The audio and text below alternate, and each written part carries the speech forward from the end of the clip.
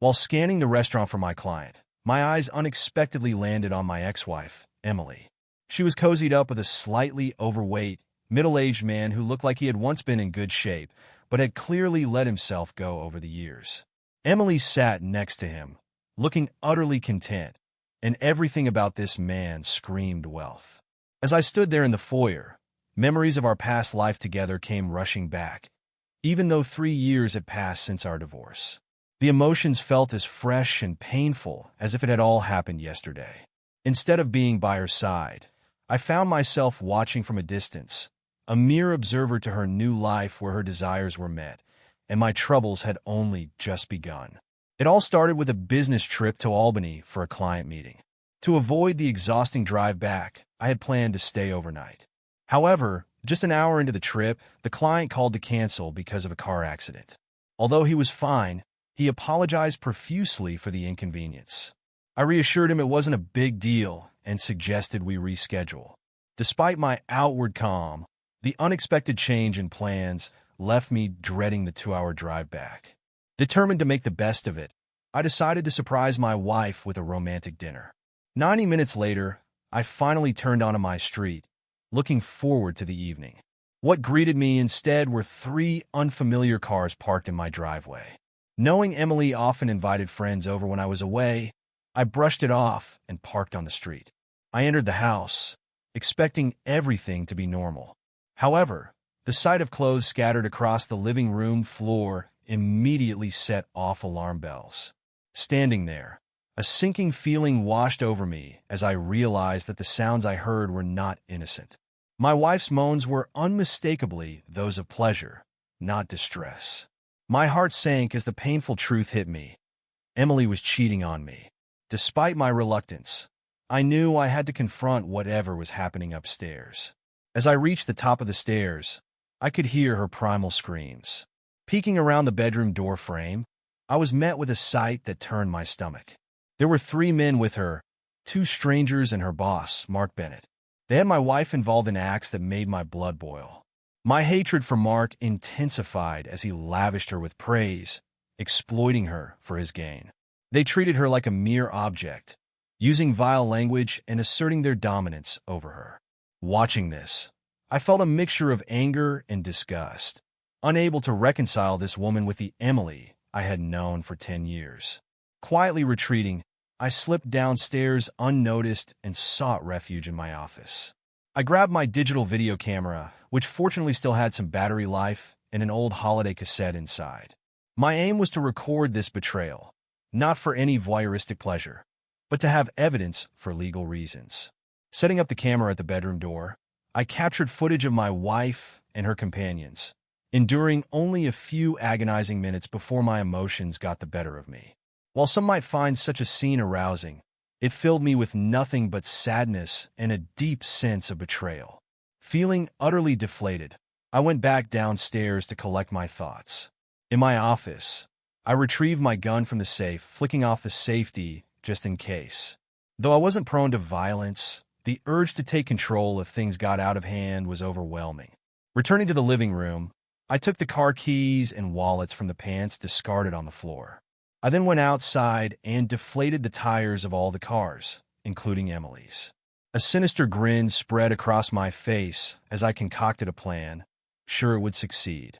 Noticing Emily's cell phone on the bedside table during my recording, I positioned myself discreetly behind the stairs and dialed her number. After several rings, she finally answered. The silence in the house suggested she had told the others to stay quiet. Breathlessly, she answered, "Hey, David, how's Albany?" I could hear the faint chuckles of the men in the background. "You seem out of breath. Are you okay?" I feigned concern. "Yes, had to run upstairs for my phone." She quickly composed herself. "My client canceled, so I'll be home soon. How about dinner?" I asked calmly, though inside I was seething. "You're coming home now?" she asked, clearly nervous. "Yeah, just need to get ready, babe. See you soon," she replied hastily and hung up. I smiled, knowing what was about to happen. Just as I expected, 4 naked individuals started rushing down the stairs into the living room.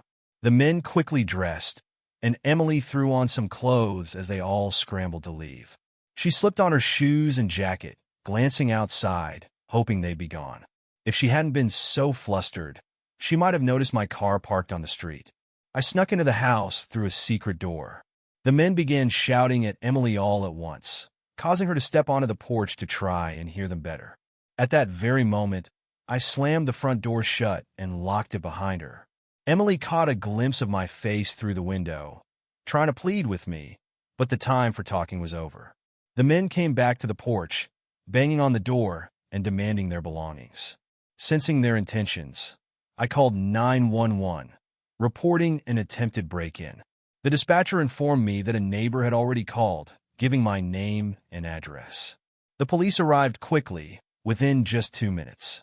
After questioning Emily, I approached the officers and informed them that my wife had been mistreated by the men, demanding their arrest. The men immediately protested, claiming they were invited and that everything was consensual. Everyone, including myself, turned to Emily, waiting for her response. Avoiding eye contact, she admitted in a shameful voice that she had indeed invited the men and participated willingly. The men looked relieved as they avoided any charges. Soon, more police cars arrived, and they took down everyone's information. The senior officer then told me that since my wife had invited these men, and they were all adults, there was little they could do legally. He suggested counseling, delivering the advice with a disdainful look at Emily. I told the police to call a taxi for her, stating she wasn't allowed back in the house that night. One of the men called a taxi after finding their tires flat. They also tried to accuse me of stealing their belongings, but I denied the claims. I turned back to the porch where Emily remained, waiting for the taxi. I stood there, my eyes burning with anger. Despite my rage, Emily walked towards me, unaware of my fury and the gun I had on me. She might have run if she had known. "David, I'm so sorry," she started, but I cut her off sharply. "You've broken my heart, and I will never forgive you. Mark called you a slut, and honestly, it's fitting. From now on, I will refer to you as such and never use your real name again. If you need to communicate with me, do it through Tad." With that, I went back inside, locking the door behind me, leaving her standing outside. She ran back to the group in tears, and Mark tried to comfort her, but she pushed him away, which oddly gave me some satisfaction. However, that feeling quickly faded.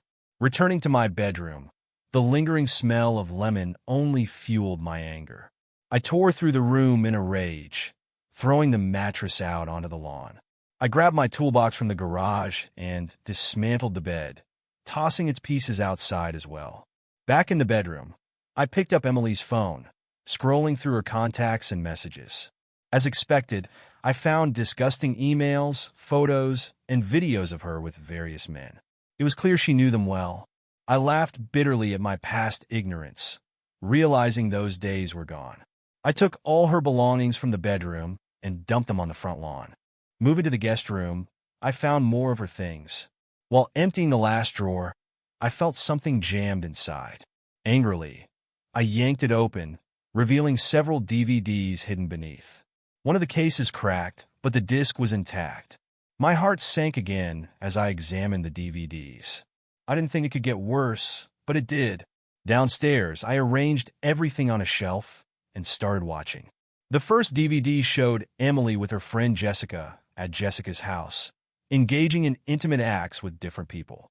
I watched for hours, tears in my eyes, stopping only at the final 2 discs.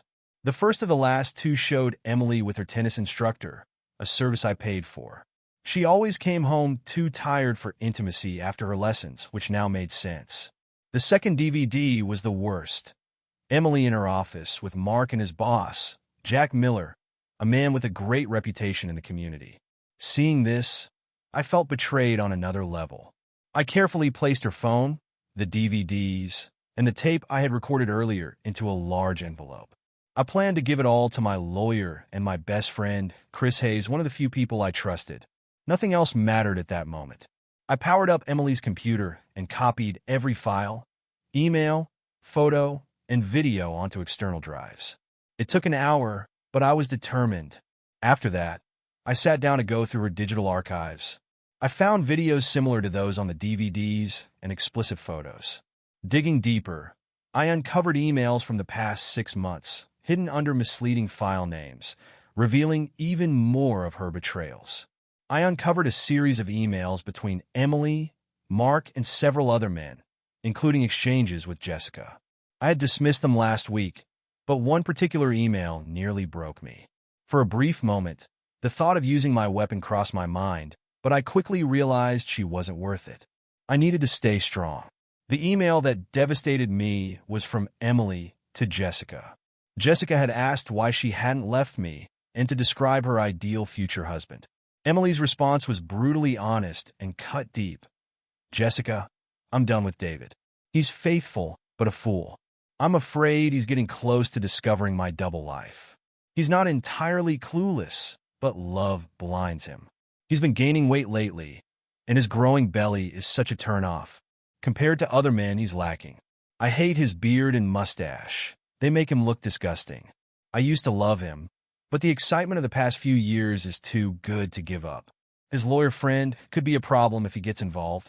Mark and Jack at work are hinting at promotions and perks with suggestive undertones. I find it amusing. I also want a house and a car. If I play my cards right, I could secure alimony every month. I'm looking forward to our Tuesday party once my tennis injury heals. Mike is amazing. Make sure I get last Thursday's video. It was my first time with so many men. As for my dream man, he must be wealthy, loyal, compliant, and not too bright. He must cater to my every whim without question. I don't care about the bedroom as long as there's money. I laugh. I can get my needs met elsewhere. Sometimes it's just too easy. Damn, David's home now. Got to go. See you Tuesday. Call me. I read this letter over and over, each word more disgusting than the last. The realization that she felt this way about me, and that she had been cheating on me for over 2 years, was soul-crushing. Was my love so blind? I finally collapsed on the sofa, overwhelmed by exhaustion and emotional pain, and eventually fell asleep. The next morning, plagued by a restless night, I called in sick to work. I reached out to my close friend and lawyer, Chris Hayes. His secretary, Linda, answered. I'd known her almost as long as I'd known Chris. I urgently requested a meeting, but she informed me he'd be in court all day. Linda relayed my message, and Chris told her to schedule me in an hour. If he starts bothering you with nonsense, mention Laura White. That'll grab his attention. See you in an hour, I said before hanging up. As I got dressed, my phone rang. Reluctant to speak with Emily, I checked the caller ID. It was an unknown number, so I answered, suspecting it might be Chris. Hello, Mr. Lewis. This is Jack Miller from Emily's office. I'd like to discuss the events from last night at your house. Can we meet today in my office to clarify the situation? Unsure if he knew about the video footage of him with my wife, I realized he was concerned about retaining Mark Bennett's key clients. Emily and Mark were valuable assets to him, and he didn't want to lose them. Additionally, he was likely worried about negative publicity for his company and himself. Mr. Miller, I have an important meeting this morning, but I'll call you back before noon to arrange something for today, I replied calmly. I made it sound like he was negotiating with me, but he was in for a surprise. As I stepped out, I saw what looked like a bizarre yard sale. The broken bed and Emily's clothes scattered across the lawn. An elderly neighbor waved, clearly curious. I knew I'd become the talk of the neighborhood. In the city center, I grabbed a bite to eat before heading to Chris's office. Linda made me a cup of coffee, lots of cream, no sugar. We had a long history together. Holy crap, David. I don't know what you've got on Chris, but he told me to clear his schedule for today. I could use a month off, she joked. If you want to know who Laura White is, you'll have to ask Chris. By the way, where is he? I asked. He said he'd be here shortly. He needed to reschedule his meeting with the judge, she informed me. Just then Chris walked in. Holy crap, David. Laura White? You must be in deep trouble to mention that name. Come into my office, and let's talk. Linda, don't patch me through to anyone right now, Chris said quickly. I grabbed my coffee, and he shut the door for privacy. I recounted the events of the previous night, and shared what I had discovered about Emily's double life. Then I handed him an envelope with the evidence I had gathered. Chris listened attentively, processing everything. I also told him about Jack Miller's request for a meeting. Well, David, let's prioritize. I've known you for a long time, and I understand you're devastated. Is there any chance for reconciliation with Emily? He asked. Chris, if it were Anna, your wife, and you found those videos and emails, you'd leave her immediately. I want a divorce, but I also want to make her pay for this betrayal. I'm not going to let this slide, I said, my voice filled with anger. All right. First, we'll go after Mike and the tennis club. Jessica is off the table since she's just a friend. Emily's workplace is a different story. We'll also sue the 2 clients and their companies who were at your house. And we'll go after Mark Bennett, Jack Miller, and their associates, he explained. Things might get worse before they get better, Chris warned me. I don't care. Even if it gets messy, I'm going to make these people pay through Emily, I asserted. Okay, David. Recap what Jack Miller wanted, and we'll go from there, Chris said. We discussed several options, and I preferred the last one, a direct attack on Emily's workplace. I had leverage with the video evidence of Bennett, Miller, and Emily in their boardroom. Chris noted that as Emily's superiors, they had influenced her actions. Be prepared for serious legal consequences, Chris warned. Once Jack Miller realizes the extent of our evidence, he'll likely push for a settlement. If it's less than $2 million, he can forget it, I stated firmly. Let's aim for $2.5 million. I've seen your legal bills before, I joked, trying to lighten the mood. Come over tonight at 7 p.m. Anna will make us a great dinner. You could use a break. I scheduled an appointment with Jack Miller for 2 p.m. Right then, Linda popped into the office. Chris, Emily is on line 1, she said. Linda, I told you no calls, Chris snapped. Sorry, Chris, but Emily wants to talk to you, and I thought you might want to answer, Linda explained. Chris sighed. All right, put her through. Does she know David is here? Not that I know of, Linda replied. Tell her I'll talk to her in a minute, he said, calming down as Linda left. I bet she's discovered her cell phone, computer, and DVDs are missing. And she probably saw all her stuff on the front lawn, I said. Wow, you really had a night. Let me handle this call. Please don't interrupt. I need to clarify some things, Chris said, connecting the call. I could hear Chris's side of the conversation, imagining Emily's frantic replies. Hi, Emily. Yes, I talked to him. David is a good man and my friend. I thought you of all people would stand by him, not betray him. No excuses. Yes, I'm representing him. He has strong arguments. This won't be pleasant. You've shattered a man who loved you deeply. He doesn't care about your opinion. Get yourself a good lawyer. You'll need one. Yes, Jack Miller scheduled a meeting for 2 p.m., but I don't think you should attend. If you even try to eavesdrop, I'll advise David to leave, and things will escalate. It's better to stay away and keep composed today. I know he put your belongings on the lawn, but just as you can invite strangers into your bedroom, he can remove your possessions from the house. I'm surprised he didn't resort to violence last night. Yes, he was armed, but for self-defense. He believed you were in danger. It's in the police report. If it were my Anna, I'd be in jail now. I think David acted out of anger. Regarding your missing items, talk to David. He probably left them on the lawn. I've handled all the escrow paperwork, and you both have equal rights. How you exercise these rights is up to you. Chris continued, telling her to stay put and let David remain in the house until things settled. He warned her not to push it and admitted he felt like punching her. He advised her to stay with Jessica and promised to be in touch. He also told her to have her lawyer contact him once they've hired one. Chris's demeanor was unyielding. He made it clear her tears wouldn't move him and that he could be ruthless when necessary. This was one of those times. He expressed regret that she would now see a side of him only his enemies knew and warned she wouldn't like it. Chris concluded by instructing Emily to keep her distance from David and stay at her office, as he wanted nothing to do with her. Turning to me, Chris asked if I caught most of the conversation. Yeah, I did, I admitted.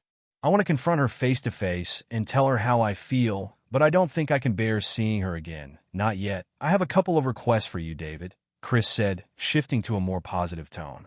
First, give me those tapes. I handed him the videotapes from the envelope. The ones from last night, the footage of Mike at the tennis club, and the recordings of M with Bennett and Miller. Invite Linda to lunch, Chris instructed. Seeing my puzzled look, he explained, I'll review these tapes to spare you more distress before our meeting with Miller. Watching them won't help you right now. You need to stay calm. Recognizing his wisdom, I thanked him and shared the good news with Linda.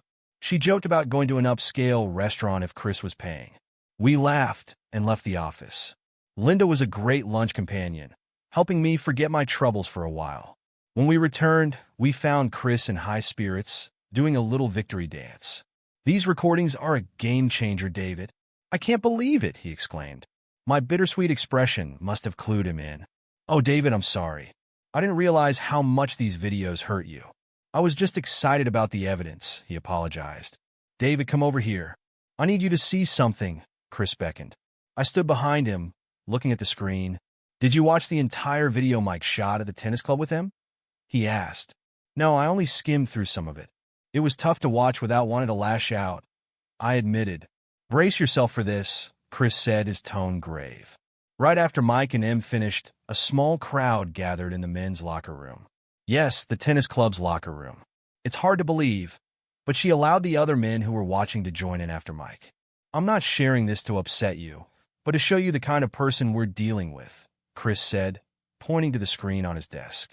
The man on the screen was older, draped in a towel, with long gray hair and a walrus-like mustache. "Do you recognize him?" Chris asked, hitting play on the video. The man let the towel drop, revealing a physique any man would brag about. But the problem was he immediately went to my wife and started having sex with her. Then, 5 more men surrounded her, eagerly waiting their turn. "I have no idea who this guy is, but you seem to," I replied, struggling to stay calm. "David, this is crucial for our meeting today at the tennis club at 4 p.m., Chris said, his excitement clear as he outlined his plan. I couldn't help but smile at his strategy. Besides being a friend, Chris was an outstanding lawyer, and I felt reassured having him on my side. We left his office for downtown, carrying a portable DVD player, some printed photos, and legal envelopes. When we arrived at M's building, we headed to Jack Miller's office on the top floor, while M's office was just a floor below. After waiting in the reception area, we were finally ushered into Mr. Miller's lavish office. Just before entering, I felt someone's eyes on me from the hallway. I glanced over and saw a woman who quickly disappeared around the corner. "Guess who?" I thought, relieved I wouldn't have to face her today. Inside Jack's office, filled with opulent furniture, plaques, awards, and photos with notable figures, I wondered if he had ever brought M here. My disdain for Mr. Miller grew even stronger. "Hello, Mr. Miller. This is my friend Chris Hayes, and he'll be joining us today," I said as we shook hands. "Mr. Lewis, Dave, I thought this was supposed to be a private meeting between us," Mr. Miller said, surprised. "Well, I brought Chris along. Anything you need to say to me, you can say to him as well," I stated firmly, leaving no room for debate. He reluctantly accepted Chris's presence and continued, addressing me while ignoring Chris, which made Chris smile. I knew what was coming, but let Mr. Miller speak first. "Dave, may I call you Dave?" Jack asked. "Sure, no problem. Actually, I think it would be good to have Mark Bennett here too. This concerns him as well," I suggested. After a pause, Jack pressed the intercom. "Julie, tell Mark to come to my office immediately. Drop everything and get here right away." "Understood. Mark will be here shortly," she replied. "In the meantime, I want to sincerely apologize for the trouble Mark and Em have caused in your life. I know last night must have been terrible, but if we work together, we might find a solution that benefits everyone," Jack said optimistically. "What exactly do you mean, Mr. Miller?"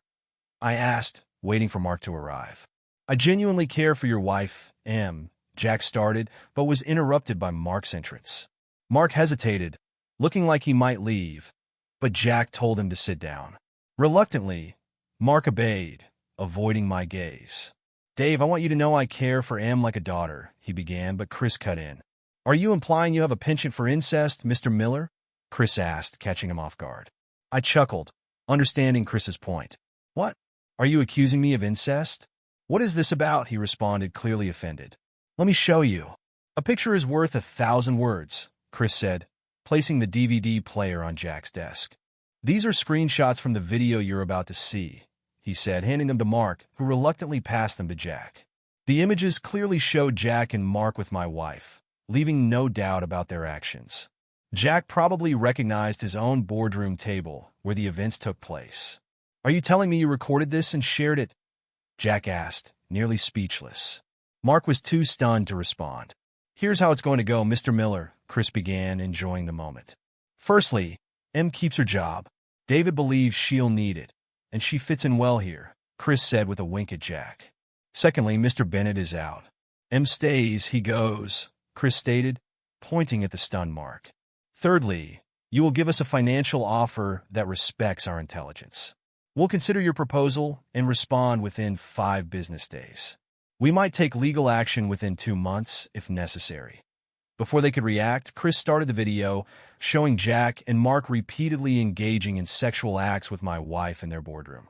Jack watched in shock, while Mark looked away, already knowing the content. I could see Jack thinking about how to protect his business, family, and finances. Mark, after these gentlemen leave, we need to discuss your future here, Jack said, his voice trembling. I'll consult with my legal counsel to negotiate a settlement that might satisfy you to some extent, Jack mused aloud. You both understand the potential repercussions for our business if this information were to leak prematurely. Don't worry, Mr. Miller, Chris reassured him. We'll keep this confidential until we receive a serious proposal from you. However, I wouldn't rush to fire Mr. Bennett just yet. He might have additional copies of the video, which could give him leverage if we don't act carefully. You and Mr. Bennett can handle that matter independently. Oh, and just so you're aware, both of you could face legal consequences for engaging in relations with an employee, which directly impacts your employment status and prospects. As we stood to leave, Chris collected the DVD player and photographs we had brought. We exited, leaving Jack and Mark poised for a private discussion. I was about to ask Chris a question, but he gestured for silence until we were outside. I hadn't noticed my wife lurking around the corner, trying to eavesdrop, but Chris had. The last thing I heard was Mr. Miller barking into the intercom. Get him here immediately, I grinned, anticipating an intriguing encounter as Jack would soon discover I had found his DVD at home. Once outside, I asked Chris why he had suggested Mark might use his own videotape against Jack. Divide and conquer, Chris explained. It's better if they don't present a united front, but rather look out for themselves. That way, if Jack gives us a lowball offer, we can play them against each other. Also, both Mark and Jack have families and attend church despite their behavior in the videotapes. They're not eager to rock the familial boat right now. As we left the building, I realized it would now be remembered as the place where my wife betrayed me rather than her esteemed workplace. Chris's words snapped me back to reality. All right, let's grab a beer before our next rendezvous at the tennis club at 4 p.m. We could both use a drink, and there's something I need to discuss with you, though I'm not quite sure how yet, Chris mentioned as we drove across town towards the tennis club. We stopped at a quaint bar restaurant adjacent to the tennis club. Chris ordered 2 beers and began speaking to me. David, I believe Jack Miller will make an offer, likely just under $1 million. I'm familiar with his legal team from another case, and they're quite adept. He's also a realist. I'll call him tomorrow and let him know that a lowball offer won't bode well for his business or personal life. I'll propose around $3 million or suggest we abandon negotiations altogether, he disclosed. Furthermore, I need to know if, in the event the offer is rejected, I have your authorization to cast Emily in an unfavorable light. I won't hold back. My duty as your legal representative is to pursue victory in court, even if it means exposing potentially damning revelations about Em, your marriage, and even your personal life. It might get ugly and highly publicized, but I'll use every legal means to secure our case. You might not appreciate all the details that could surface. At the 11th hour, I expressed that I had given serious thought to the matter. I believed I possessed more integrity than they credited me for, and was willing to proceed if necessary, though I preferred to explore the financial offer route first. Chris agreed and suggested starting by evaluating Jack's offer. He assured me that if Jack's offer was unsatisfactory, he would handle all the necessary paperwork promptly. Additionally, he mentioned leveraging his newspaper contacts and friends at 3 local news stations, who would be willing to obtain footage and images, even if they needed to censor the explicit content with blue bars, as they say in sitcoms. Chris, you've consistently been there for me, and I trust your judgment. I just wish this whole mess never happened. Being an oblivious husband was more enjoyable than being publicly humiliated by a cheating wife. Nevertheless, you have my authorization to take whatever actions are necessary. After all, I didn't start this debacle, but I'm determined to end it soon, I expressed with frustration in my voice. Understood, David, no problem. Now, let's discuss the material for our next meeting. This guy, Mr. Frank Nash, is the owner of the tennis club. He's the man I pointed out in the video in my office. He's likely to adopt a laissez-faire attitude, asserting that adults will be adults and he won't intervene. Even Mike's tennis coach might be dismissed for appearance's sake, only to be rehired later. Mike's quite popular at the club, especially among female members. Keep in mind, David, that while men primarily pay club dues, women are also stakeholders. This dynamic will be pivotal in your interaction with Mr. Nash, he briefed me. We arrived just in time, and it was evident that Mr. Nash and Chris didn't see eye to eye. Their animosity was palpable from the outset. Mr. Nash, this is Dave Lewis, Chris said, nodding in my direction. His wife is a member of your club. It has come to our attention that Mike Johnson, your tennis instructor, was having an affair with Mr. Lewis's wife. We want to know what you plan to do about this, Chris finished. He waited for Nash to speak, but even I knew Nash would take it upon himself, and in a few words, send Chris to hell. Listen, what two consenting adults do behind closed doors on their own time is none of my business, Frank Nash informed us. And as for you, Mr. Lewis, if you can't satisfy your wife in the bedroom, don't come crying to me and blaming me if she strays. Plenty of unhappy spouses frequent the tennis club, and some keep returning for the personalized attention my staff provides them. If you catch my drift, Frank said, winking at me. I felt the urge to lash out at him, but Chris restrained my wrist and quietly advised me to stay composed and follow his lead. Frank, you're assuming this happened outside the club without your knowledge or consent. That's quite a leap, Chris said, pulling out a DVD player and placing it on Frank's desk. He hit play, directing the screen toward Frank. The color drained from Frank's face as he watched the footage. Before Frank could respond, Chris jumped in. Frank, you and your colleagues knowingly took advantage of a paying member of your club, Mrs. Emily Lewis, a married woman whose dues were paid by Mr. Lewis. Now, Mr. Lewis is understandably a very dissatisfied customer. When word of this gets out, every dues-paying husband will question whether his wife is up to the same activities while he's paying the bills. I'll need to subpoena everyone present in the locker room that day. I doubt the married men will be happy with you, Chris said, with a tone that made it sound like he was recounting a dramatic story. And there's the issue of privacy invasion from filming in the locker room. Frank, once I'm through with you, your club's reputation will be ruined, and your finances will be in shambles, Chris added for emphasis. Here's what we want: a significant financial offer and swift action from you. This could save you a lot of trouble and money. We watched Frank Nash consider his options. Chris, you're something else, but your logic is sound. I'll call you tomorrow with my offer. If I comply, all tapes are returned to me and kept confidential. Mike will be fired immediately. Now, if that's all you legal bandits wanted, get out, Frank said, dismissing us. Chris grinned, collecting the DVD player and switching it off. Oh, and say hi to Victor Ramirez for me, Chris said to Frank as we left the room. Go to hell, Hayes, was Frank's only reply. Chris laughed all the way to the parking lot. Well, that was quite the adventure. Now we wait for offers, Chris told me as we headed to his house for a homemade dinner. By the end of the week, Jack Miller had offered nearly $2.7 million. Mark Bennett, after naively handing over all his tapes to Jack, found himself jobless as Jack swiftly fired him, leaving Mark with little recourse. I went after the two clients of Mark's who were involved with my wife. Both were desperate to avoid publicity for their companies and themselves, so each offered me $1 million to keep quiet. Frank Nash refused to make any offer, suggesting we take legal action instead. So we did. He ended up losing $3 million, and by the time we were done with him, his club faced a mass exodus of members, forcing him to give up ownership. He thought he could escape unscathed, but the judge was unimpressed with the locker room footage and the infidelity. I gave him a house and a car she wanted, without paying a dime in child support. I saw her only twice in court. Both times, I called her a strumpet, which made her cry. I often wondered why she cried now, but not before causing such chaos in my life. Following Chris's advice, I ended up with more money than I ever imagined, though the pain still lingered, haunting me to this day. Lost in thought, all the trials of that dreadful year came flooding back.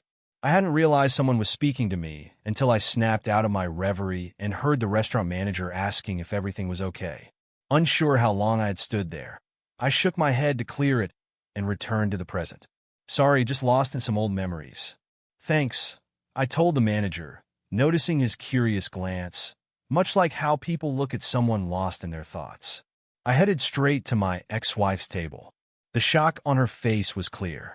The last time she saw me, I was overweight, with long hair and a beard, still nursing an old knee injury from baseball.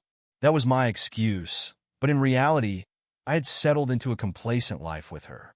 Now, with a shorter haircut, a fitter physique from regular workouts, and a repaired knee thanks to Mark and Jack's settlements, I looked very different. My suits were now high-end, and I made sure to present myself well in public. I decided to break the ice. You look amazing today, Strumpet. Almost forgot how stunning you can be, I remarked, deliberately aiming to provoke her. My name is Emily David. Why can't you call me by my name? She snapped, clearly agitated. I didn't give you the nickname Strumpet, you know who did. I just find it fitting. I warned you 3 years ago that you shattered my heart, I said, watching her face redden.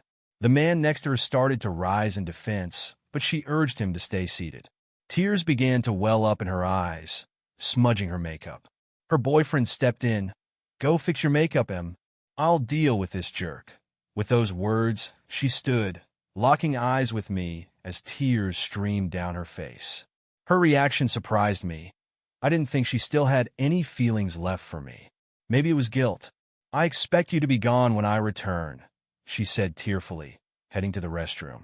As she wiped her eyes, I caught a glimpse of a sizable engagement ring on her finger. You must be Dave Lewis, Emily's ex-husband, he said with a sneer. Indeed, and you must be the new man she's been dreaming about, I replied, feeling his hostility. I'm Emily's CFO. I'd advise you to watch your language, he warned, clearly trying to avoid a scene. I only have a few questions, and then I'll be out of your life forever, I told him, noticing his puzzled expression. I've been where you are, and I don't want anyone else to go through what I did. I'm sure she's painted me as a terrible husband, abusive, neglectful, or a womanizer. But I'm not here to change your opinion of me. First question, does Jessica still host her Avon gatherings on Tuesdays and Thursdays? Emily helps Jessica with her decor sales on Mondays and Wednesdays. Your memory must be slipping, he retorted smugly. All right then, does she still play tennis on Saturdays? I asked. Emily plays tennis on Sundays. Your recollection seems pretty poor for someone who was married to her for so long, he said triumphantly. Final question. Have you ever looked under the bottom drawer of the dresser in your living room? I inquired. No, why would I do that? He responded, clearly confused. The 3 questions I asked are why we're no longer together. I still have all the leftover divorce paperwork, emails from Jessica and the other woman, and hours of videotapes. I've carried these with me for 3 years. I thought you should have them, I explained, pulling a worn piece of paper from my wallet. This is what the other woman wrote to Jessica when she asked how to get rid of me before I discovered her infidelity. After reading that letter, I realized I didn't know her at all. But it all revolves around you, I said, handing him the paper. I knew Emily's habits well. She always followed the same routine meticulously, sometimes driving me crazy. I suspected that even with a new man, she'd stick to her old ways. He hesitated, but curiosity got the better of him. He reached over and opened the letter. I've carried it for 3 years, rereading it occasionally and striving to better myself so that no woman would ever write such things about me again. Of all the evidence, that letter hit me the hardest, which is why I've kept it with me. He read the letter slowly, then set it down. Quickly, he grabbed a pen, scribbled a note on it, and abruptly left the restaurant without looking back or saying thanks. His face remained expressionless. I leaned over to see what he had written. I'll be back soon. Please wait here. I need to check under the bottom drawer of the living room dresser. Adam. I sensed he'd seen the truth, even if he didn't like it. The letter seemed to be the tipping point, and he needed to verify it himself. Leaving a note on Emily's table, I left the restaurant. There was no way I was staying there tonight. In the foyer, I called my client, who was fine with rescheduling our meeting since they were running late anyway. Before leaving, I glanced back at the table. Emily returned, searching for Adam. Sitting down, she noticed her old letter and Adam's note. Her face turned pale as she read them. The last time I saw my wife, she was sobbing so intensely that the entire restaurant stared. I felt a twinge of pity, but was mostly indifferent. That was my final encounter with her. I still wonder if Adam found anything under the dresser drawer. Emily's tears suggested he might have.